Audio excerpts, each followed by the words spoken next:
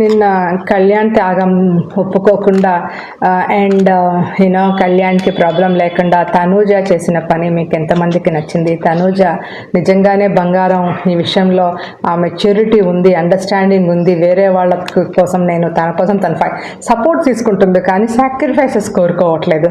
ఇది మాత్రం చాలా మంచిగా అనిపించింది, ఒక మంచి క్వాలిటీ అనిపించింది. డెఫినెట్లీ విన్నర్కు ఉండాల్సిన one of the quality requirement అనిపించింది. మీ కామెంట్ తెలియచేయండి.